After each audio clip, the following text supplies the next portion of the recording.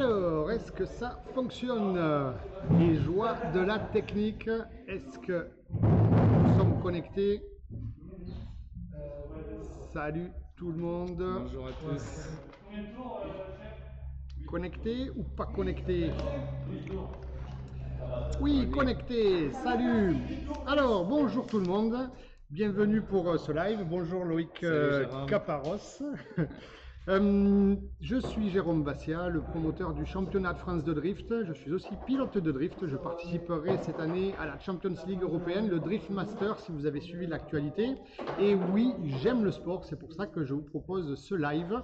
Et j'ai pris plein de notes parce que j'ai plein de questions. Nous sommes ensemble pour une trentaine de minutes à peu près. Et à la fin de ce live, nous répondrons, et surtout Loïc, à vos questions que vous pourrez poser en live.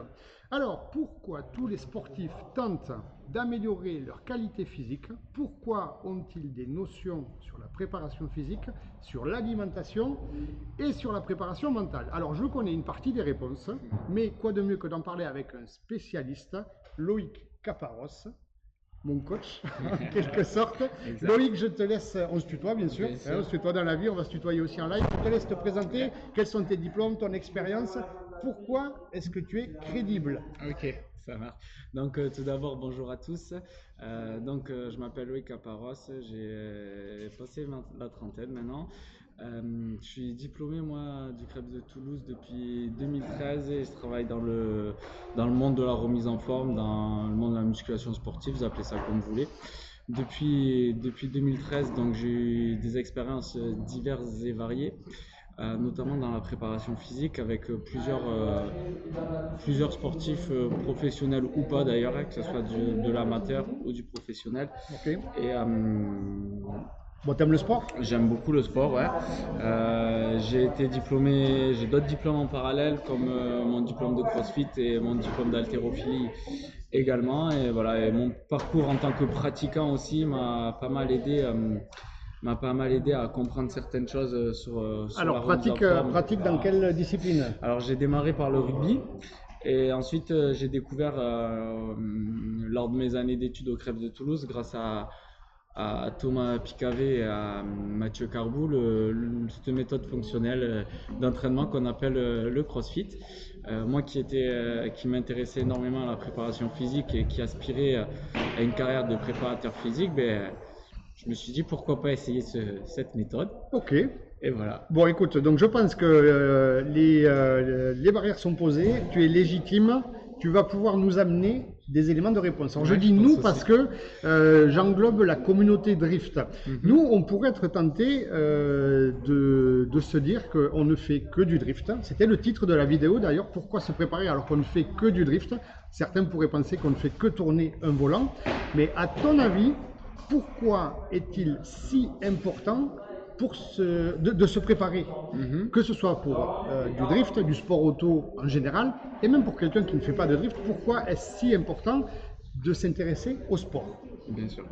Alors déjà, avant de parler de performances sportives ou de résultats sportifs, on peut parler d'épanouissement personnel, je pense. Ouais.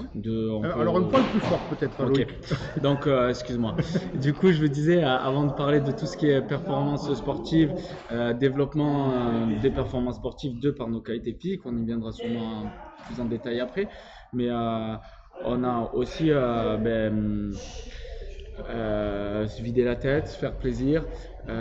Donc mieux bouger. Bien sûr, mieux bouger, rencontrer des gens, éviter peut-être de faire du canapé, donc cet aspect aussi santé. Alors on oublie Netflix, exactement. On met Netflix de côté et donc en fait c'est un état d'esprit aussi, pratiquer le sport, mieux bouger, faire travailler ses muscles, ses articulations, moins se rouiller du coup, et du coup être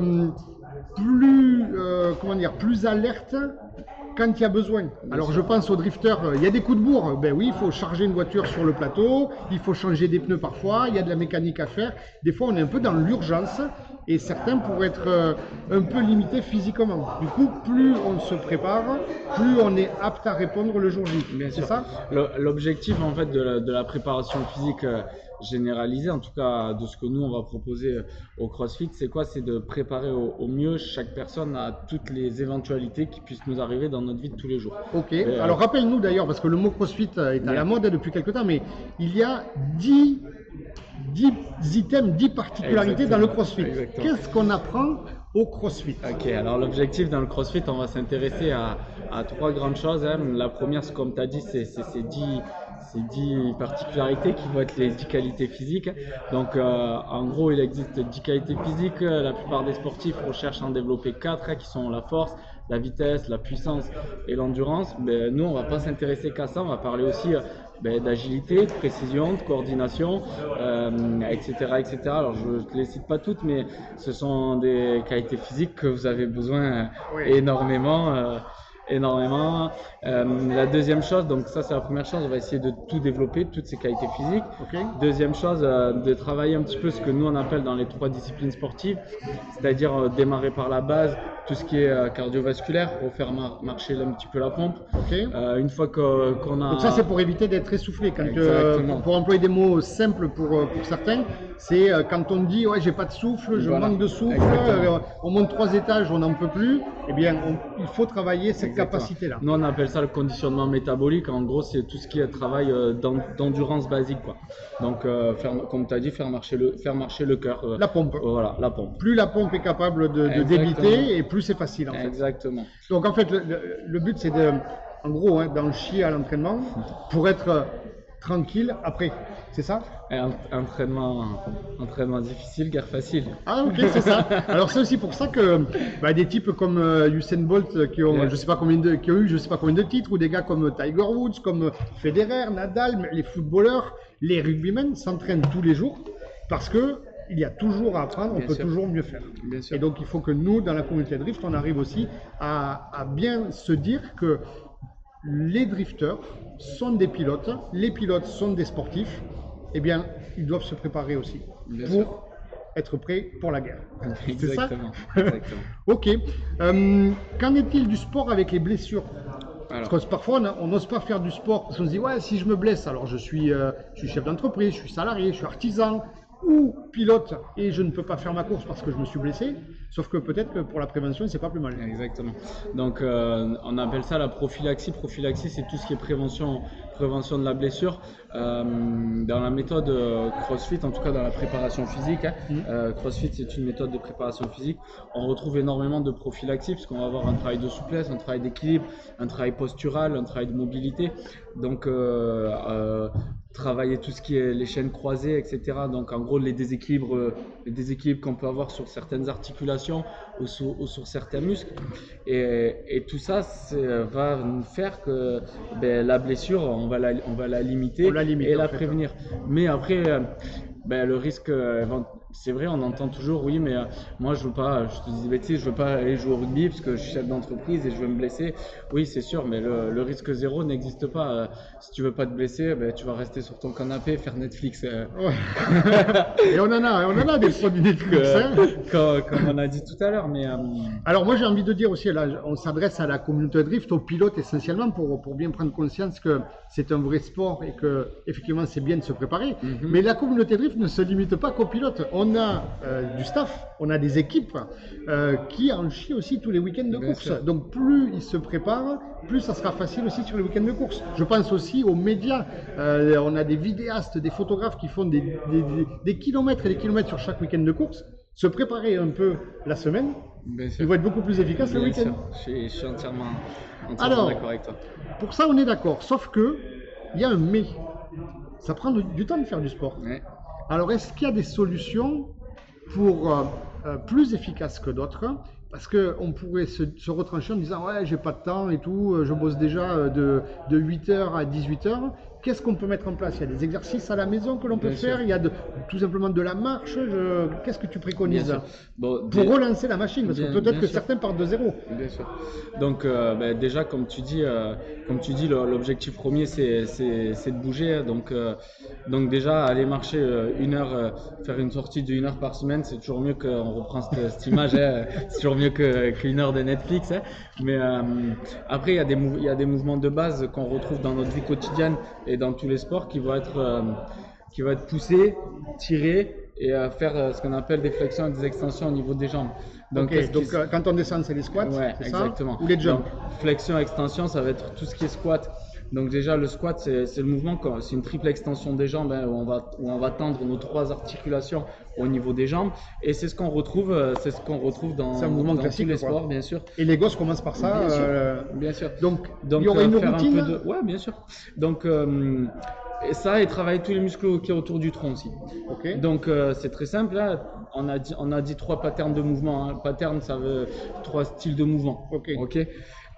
Donc pousser. Et on peut avoir le mouvement de base à faire à la maison qui est la pompe. Ok, donc ça c'est pour faire une routine par exemple, pour commencer quand on part de zéro, on fait des pompes le matin. Des pompes sur les genoux, on peut se mettre sur les genoux, donc poitrine au sol, bras tendus avec une bonne ligne médiane, comme ligne médiane, un bon alignement articulaire comme ça. Il ne faut pas être courbé, il faut pas être... Exactement. Tout ce qui est tirage, donc à la maison, si on n'a pas de sangle, ça va être... un élastique chez Decathlon, ça vaut 7 €. Exactement, donc on prend un petit élastique, on le met sous les pieds, on place le dos bien droit. Et on va venir tirer, ou même un pack d'eau, on prend le pack d'eau, le dos bien droit, on va ramener le pack d'eau à la poitrine. Et à côté de ça, on rajoute des squats. Donc, squat, pompe et un lever un pack d'eau ou un pack de lait. Exactement. Un peu de gainage peut-être avec la planche. Exactement. En fait, c'est des programmes que l'on retrouve sur Internet. Hein. C'est vraiment le sport à la maison sans accessoires, sans ustensiles, sans rien du tout. Mais il faut se forcer à se créer une routine. Bien sûr. Alors le matin, le midi, le soir ou les 3, on prend 5 minutes. Allez, pim, on fait 10 pompes, 10 squats. Un peu 30 secondes de planche et au moins c'est un début. Ouais, ça serait bien de le répéter 2-3 fois ce petit circuit. Ok. Et se forcer à travailler ça sur des amplitudes complètes. Comme tu parlais tout à l'heure d'une qualité de mouvement, le fait de travailler ça sur l'amplitude complète, on va redonner l'amplitude à l'articulation, à se mouvoir complètement. Ouais, ça c'est pour éviter, comme on voit parfois dans certaines salles de musculation, certains qui ne peuvent pas bouger. C'est ça, ou même sur le squat. Tu t'en parlais tout à l'heure, hein, les enfants, quand on regarde des enfants en bas âge, ils sont en flexion complète avec le dos droit. Ouais, effectivement. Et nous, de par notre mobilité, et nous on vieillit, on est moins mobile que les gosses.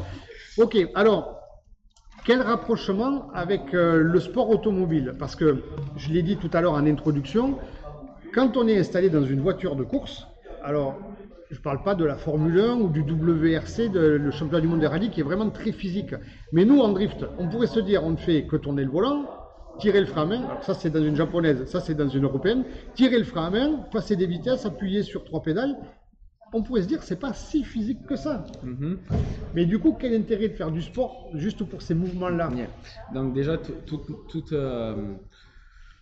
notre capacité à bouger va répondre à plusieurs critères. Et il y a notamment un critère qui va être cognitif et neuromoteur. Ouf, c'est technique. Donc, là. Neuromoteur, ça va être tout ce que le cerveau va envoyer aux membres pour bouger. C'est les commandes. Voilà, les commandes.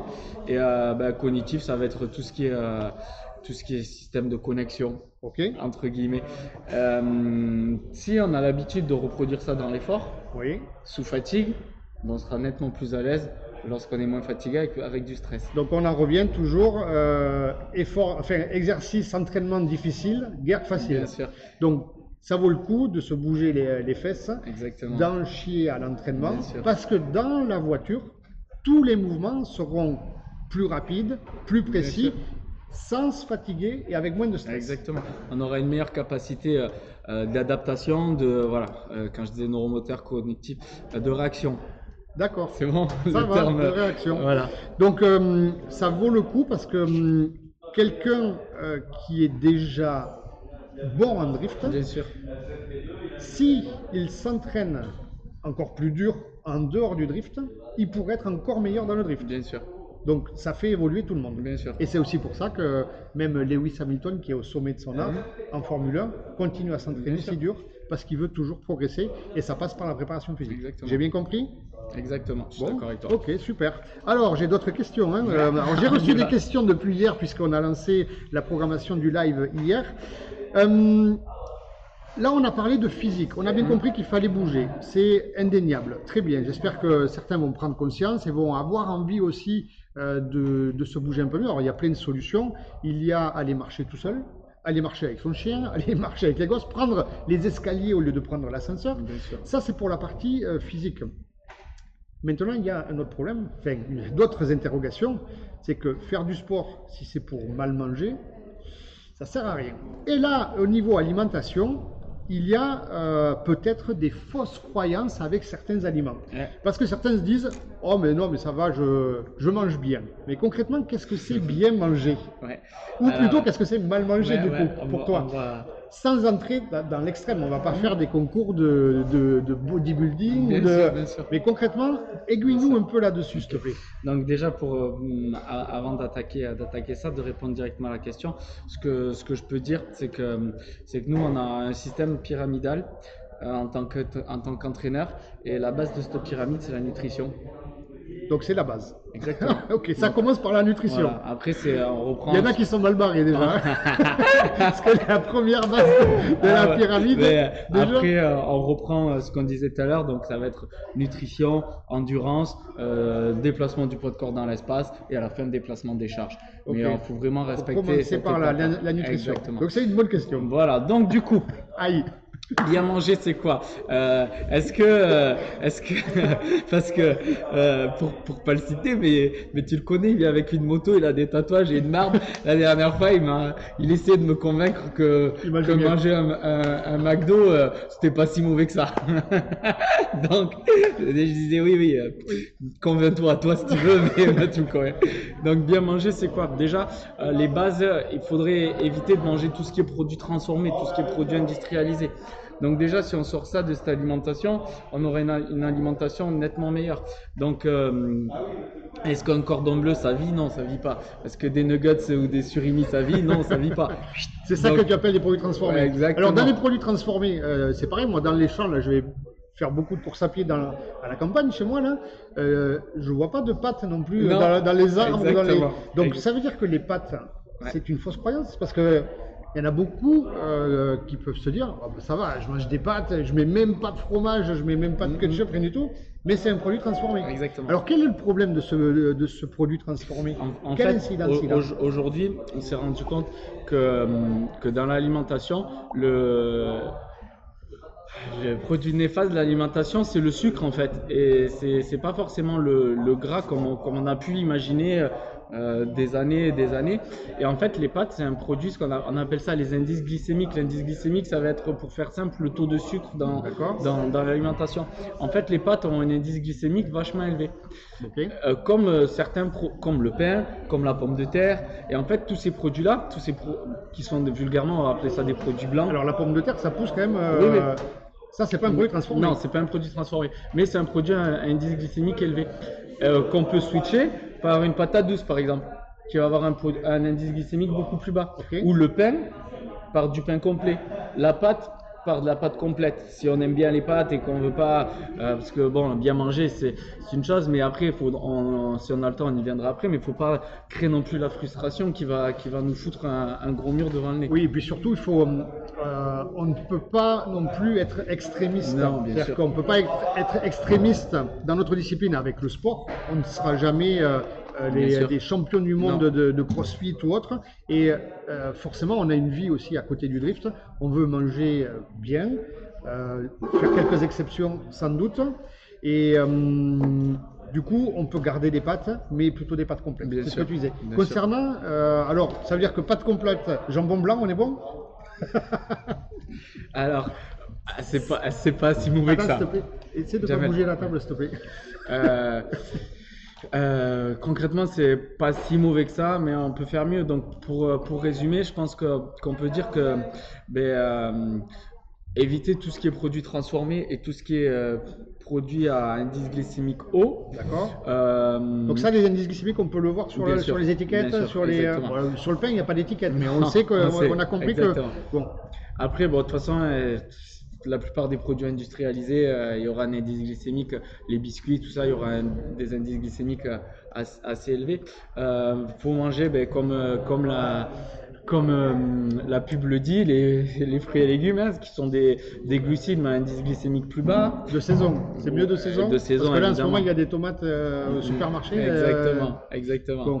Tac. Manger des protéines aussi, varier la viande et le poisson. Faire attention à pas manger plus de 3 fois du poisson dans la semaine à cause de toutes les présences de métaux lourds, hein, qu'on va retrouver dans l'océan, dans l'eau, D'accord. etc. Éviter de surcharger en viande rouge. Ok. Donc la viande rouge c'est bien, mais si on peut avoir un ratio équilibré de viande blanche et de viande rouge, c'est bien aussi. Ok. Et si on peut intégrer un petit peu de graines aussi, alors ce que j'appelle les graines, on n'est pas des cailloux par terre. J'en connais chez moi là qui vont dire on n'est pas des pierres. Hein. Non, les graines, vous prenez pas. Ce soir tu vas rentrer comme ça. Les graines, ce que j'appelle des graines, ça va être tout ce qui est noix, amandes, noix de cajou, etc. Ok, etc. donc ça c'est des trucs qui sont plutôt gras. Généralement on se Bien dit sûr. ouais, c'est un peu gras, mais c'est pas. C'est des bonnes graisses. C'est des bonnes graisses. En fait, notre corps a besoin de graisse comme le saumon. C'est un poisson gras. C'est un poisson gras. On en a besoin. Comme l'huile d'olive, c'est du gras, mais c'est du bon gras, ce qu'on appelle des acides gras insaturés. Donc il y a certains oméga, comme des oméga 3, des oméga 9, etc., qu'on a besoin et qu'on va retrouver dans ces produits-là. Ok, donc pour se fixer une ligne générale, parce qu'on ne va pas tout changer du jour au lendemain, il faut comprendre que les pâtes, il vaut mieux des pâtes complètes, le pain, il vaut mieux du pain complet, et pour changer petit à petit, d'essayer d'éviter les produits transformés, industriels, et du coup de manger un peu de tout avec modération. Bien sûr. J'en viens aussi dans le mot modération, là je m'étais noté, et l'apéro. Avec modération. L'apéro avec modération. Avec modération. Moi, tu sais, moi le premier, le week-end, j'aime bien aller boire un petit Saint-Émilion avec mes copains. Comme on disait, voilà, la frustration, je pense qu'on peut la mettre. Il ne faut pas être frustré, quoi, bien sûr. Si on est frustré, c'est pire. Ça fait l'effet yo-yo. Hein. Bien sûr. On se prive pendant 15 jours. Et puis la troisième semaine, on pète tous les compteurs parce qu'en fait, on était frustré. Et donc, un peu de tout. Après, voilà, il y a une limite. Il y a le mec qui va te dire, oui, mais moi, Jérôme et Loïc, ils ont dit, faut pas que je crée la frustration. Donc, tous les repas, il va prendre son petit verre de vin et il va se mettre son petit Dijon. Non, là, on arrête de suite. Ça, on n'est plus dans la préparation. Non, bien sûr. Mais oui, après, écoute, une fois par semaine, où tu es invité à manger chez des amis ou quoi, ben, écoute. Faut pas faire les extrémistes. Bien sûr. Ok, ça marche.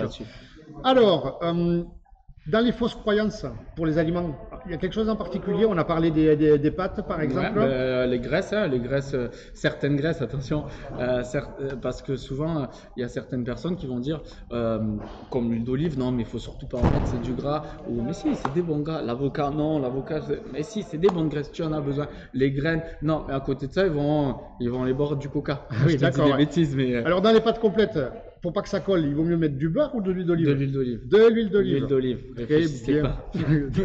Donc, tout à l'huile d'olive. Donc, là, vous avez certaines huiles, l'huile d'olive, l'huile de noix, l'huile de l'huile d'olive, l'huile de noix, l'huile de sésame. Il y a certaines huiles qui sont très bonnes. Après, tout ce qui est acide gras saturé, l'huile de tournesol, le beurre, enfin toutes ces graisses, toutes ces graisses de cuisson.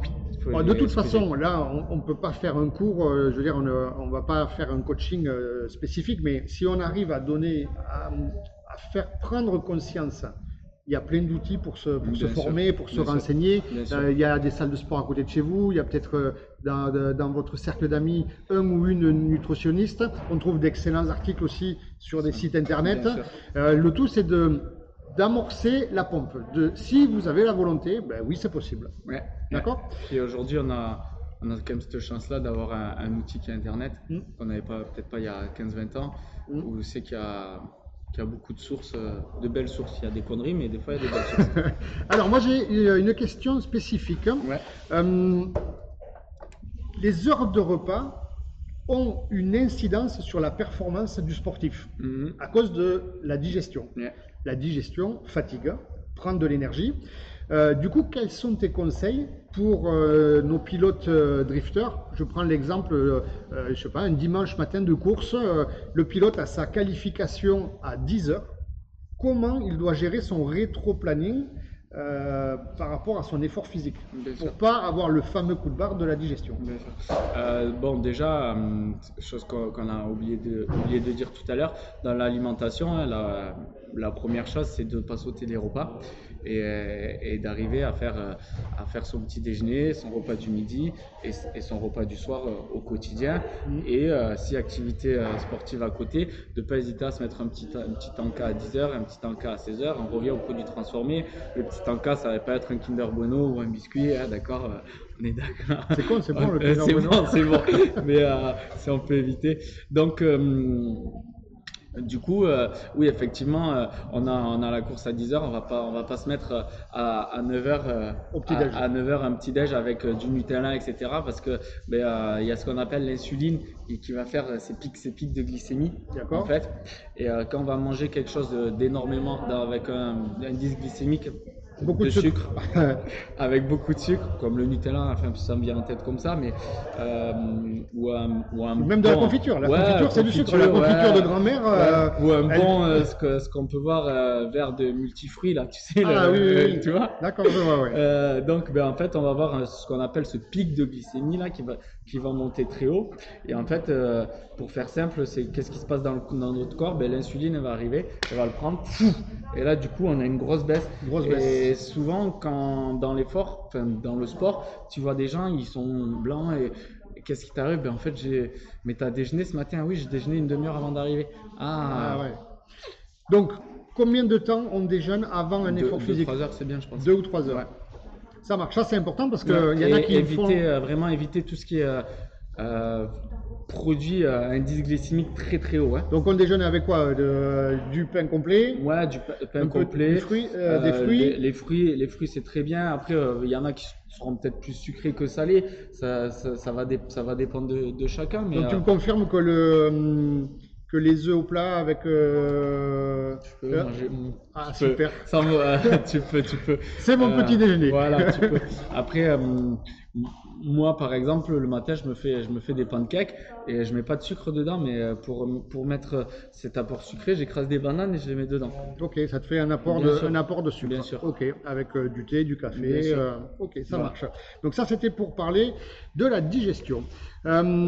Quelque chose aussi d'important, on a été sollicité, on a reçu des questions au sujet de l'hydratation. On oublie parfois sur les épreuves, on est un peu speed, il ne fait pas toujours 30 degrés non plus. Pourquoi on doit s'hydrater? Comment s'hydrater? Qu'est-ce qu'il faut prendre, pas prendre? Quelle est la meilleure solution pour avoir une bonne hydratation? Déjà, oui, bien sûr que oui, il faut s'hydrater. Ça c'est la première des réponses. Évidemment, les boissons ultra glucosées, enfin ultra sucrées, on évite. Donc les Coca, les Ice Tea. Exactement.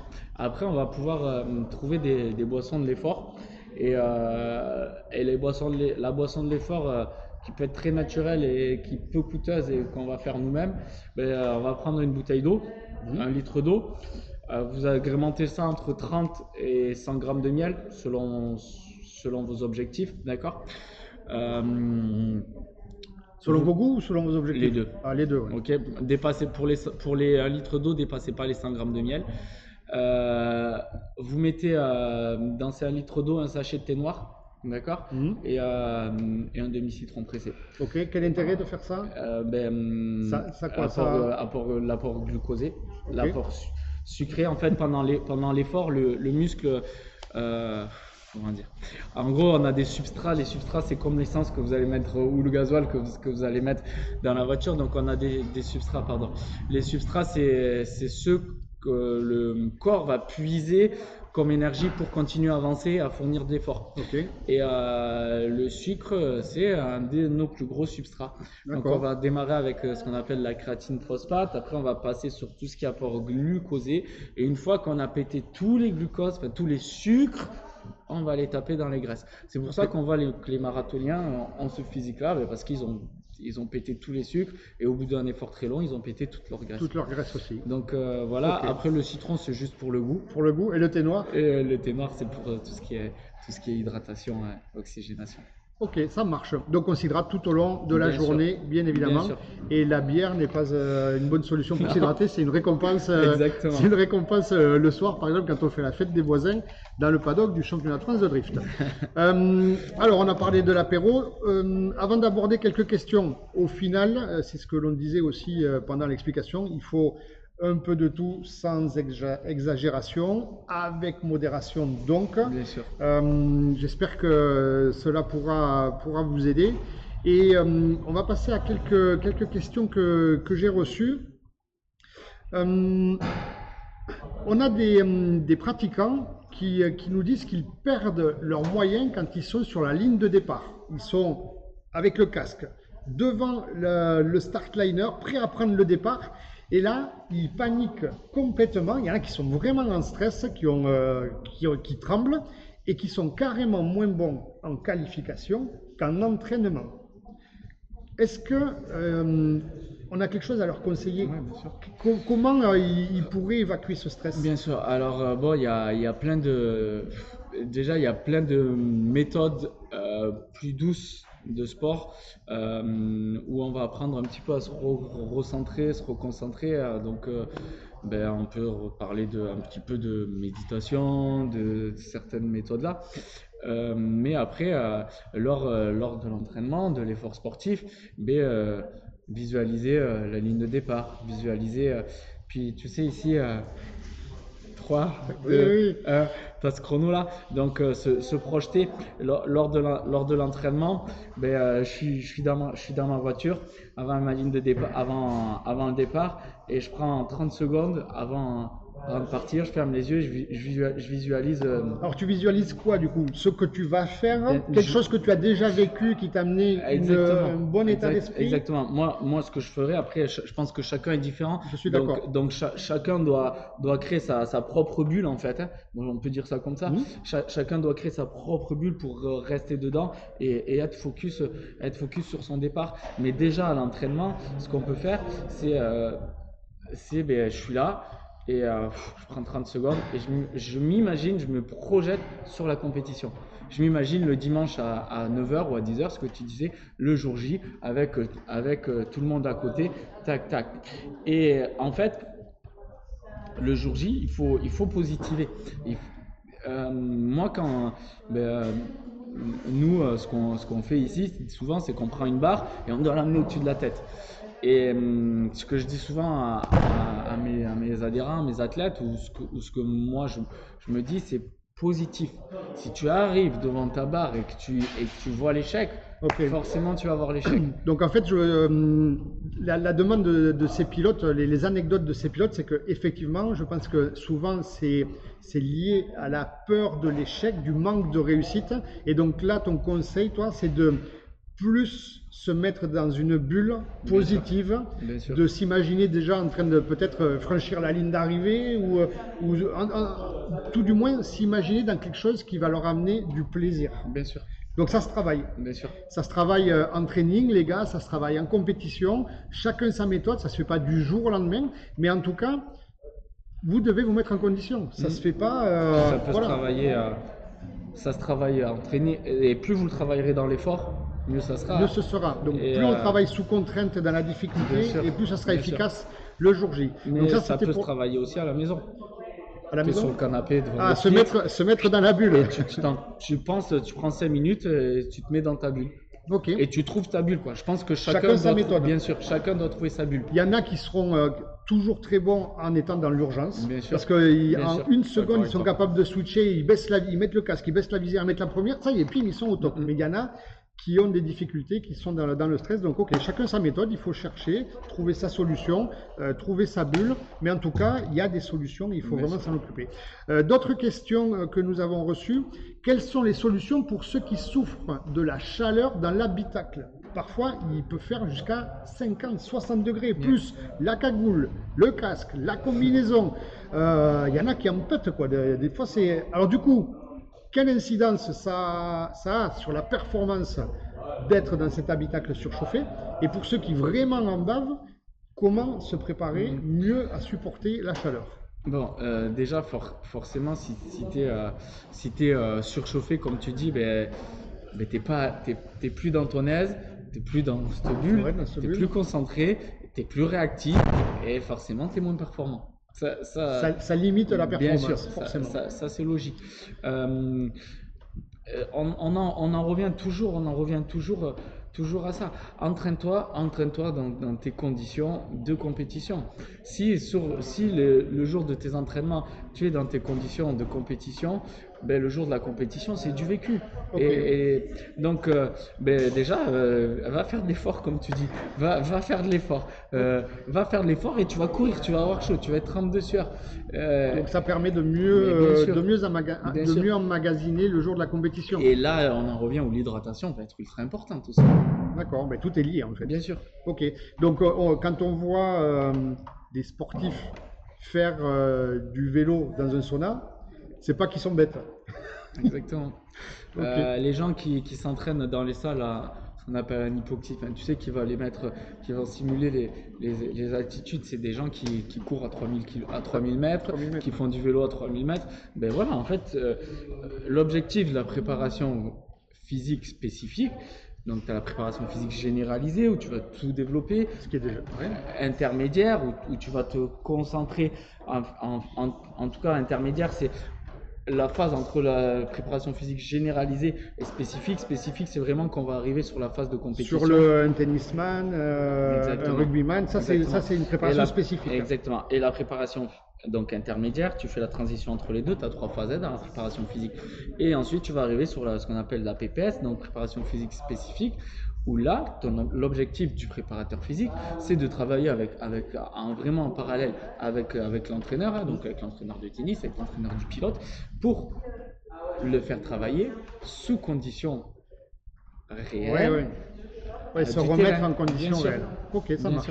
Donc il y a un intérêt à aller courir, même s'il fait super chaud. Vous dites, non, je préfère rester au frais avec la clim. Il y a intérêt d'aller se préparer avec de fortes chaleurs. Après, attention, si tu n'as jamais couru de ta vie, oui. Si tu n'as jamais couru de ta vie, ça fait 20 ans que tu n'as pas couru, 20 ans que tu fais Netflix, va pas courir sous 45 degrés.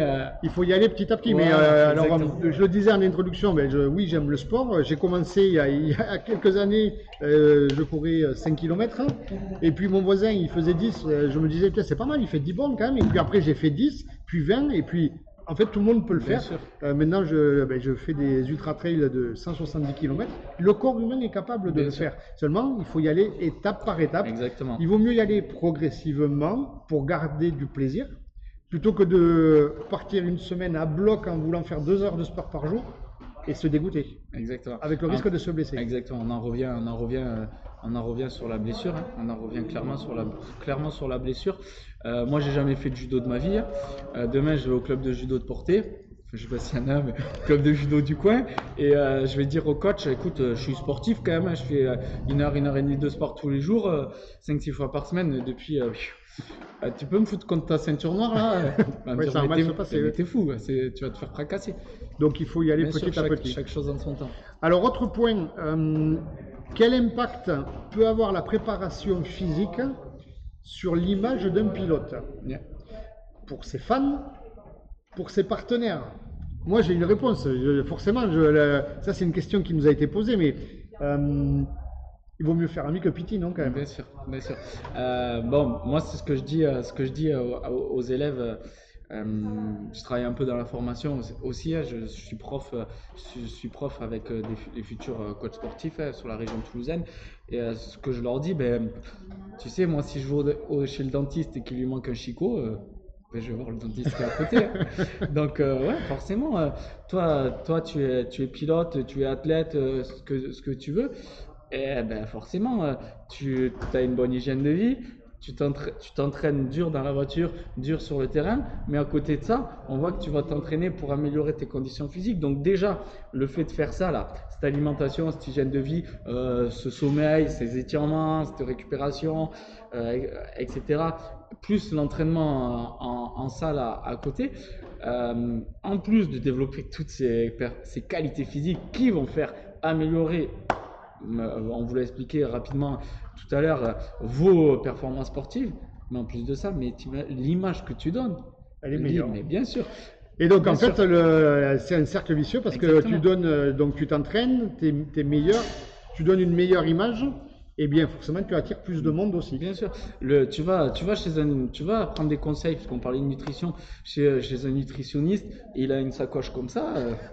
Est-ce que qu'il est crédible? Non. C'est moins crédible. Bien sûr. Ouais, effectivement, je comprends. Je comprends. Donc du coup, messieurs les pilotes, pour donner envie et augmenter encore votre crédibilité, eh bien oui, la préparation physique fait partie de vos tâches. Tout comme vous préparez vos voitures, vous préparez vos tenues, votre équipe, votre stand, eh bien il vaut mieux faire envie que pitié. Et du coup, la préparation physique va améliorer votre image, bien évidemment. Alors, on va vérifier. Est-ce que tu as quelque chose à rajouter, Loïc, avant que je regarde s'il y a des questions en live, puisque la présentation est terminée. Yeah. On va vérifier s'il y a des questions sur le live auxquelles nous pourrions répondre. Donc, forcément, hein, on a toujours des commentaires sympathiques. Il y en a qui nous disent on va bientôt prendre des cours de cuisine sur la page du championnat de France de drift. Bien oui, on a parlé cuisine, on n'en a pas honte.